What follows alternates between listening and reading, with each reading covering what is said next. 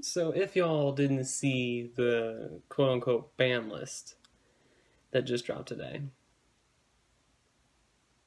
then you would have no idea why I am so happy right now.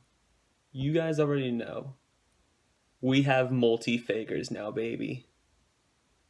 Let's get it. Altergeist, June 2020 deck profile. You already know that Geist Gang's back.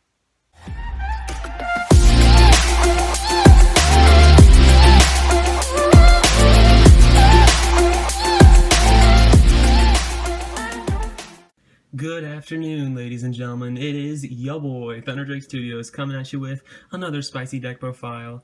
We have triple multi-fakers, so what better a time to get right back into Altergeist. I'm not going to waste any time. Let's get right into this list. You already know that I've had this deck for forever. I've had it for almost a year and a half at this point, and it's still one of my favorite decks. So let's get right into the profile. Starting off, we have Triple Marionetter. Of course, this is standard. It sets an Altergeist trap from deck, and then there's a monster reborn by sending any other Altergeist card you control to the graveyard. 3 blue, Meliseek is nice. Searching multi-faker, attacking directly and sending opponent's stuff. She has not changed. The Queen is back. Triple multi-faker. Oh my god, you have no idea how good this feels to say. It's been almost a year, and she's been worth the wait. This card is so good. The rest of the monsters, we got double Silkidus, standard, one Kinkiri, standard, and then that's it for Geists. Rest of the monsters, just a couple hand traps. Obviously, we're playing a control deck, so we got the triple Veilers and double Ogres. Would I play Ash? Maybe, but it seems like Veilers could be a really good card in this particular format, just because of the fact that you have Adamancipator running around, you got Eldritch Synchron running around. You've got a lot of just crazy combo running around, so Veiler can be more impactful, especially since drawing multiples, it's not a hard once per turn. It's like you can Veiler the Needle Fiber, they extend further, go into a Roarodon, you Veiler it again, and then they're just like, alright, shoot, I can't do much more past that. But if you draw double Ash, it just feels bad. And then Ogre's all I had, but actually this card's really nice because, for example, Eldritch, all of their disruptions are a continuous back row. So if you destroy it, it has to be on the field to resolve. So yeah, this card is just actually really good in the Eldritch matchup, which is probably where this deck would have some problems. And that is it for monsters. If we're assuming that I can count correctly, it should be 17.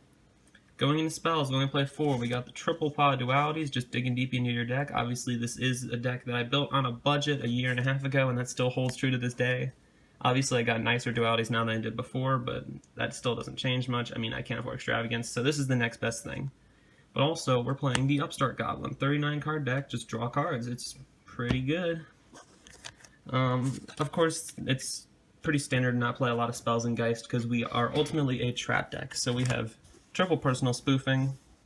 I think that this card is worth playing at 3, even with triple faker, just because it lets you consistently get access to all of your Altergeist monsters whenever you need them.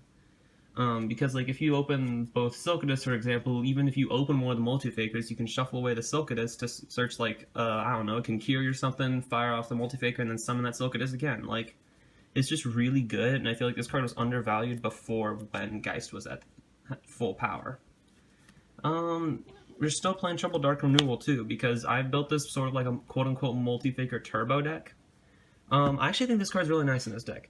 Because it's a disruption. It's not a compulse. It's just like a send a monster to the grave. But you also get to summon a multi-faker from deck. And now this isn't even a break anymore if we open the faker because we have 3 fakers. So like, cool. We can normal summon faker. Set this. Our opponent summons. We tribute off the faker. Summon another one. Then we have another disruption.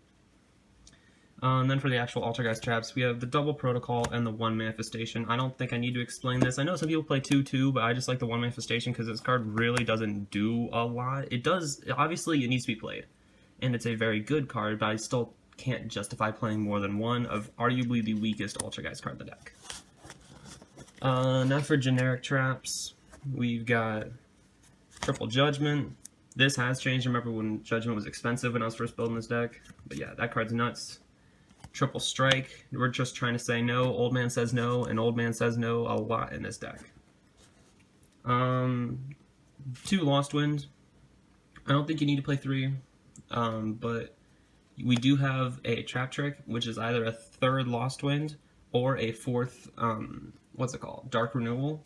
So we should always have access to Multi-Faker in this deck, and this card just helps that. And then the 40th card is just the Imperial Order. We really don't play a lot of spells. This card isn't amazing right now, but it's still pretty good because Eldritch fires a lot of spells, and you still got a lot of rogue decks firing around. A lot of people are playing Striker, and that deck is, you know, spell central. But, I mean, this deck is still pretty solid. I mean, Triple Faker is Triple Faker, and that has to be paid attention to. But that's it for the main deck. 40 cards. Extra deck, we have... I don't have a full extra deck, but I can tell you what you should be running. So, you should be running a Linkuriboh. This card's nice. You link off the Meliseek, and you just say, by the way, I'm a Search Faker. 1 Underclock. Generic Link 2, and it can reduce attack, because this deck can have issues punching for big dudes.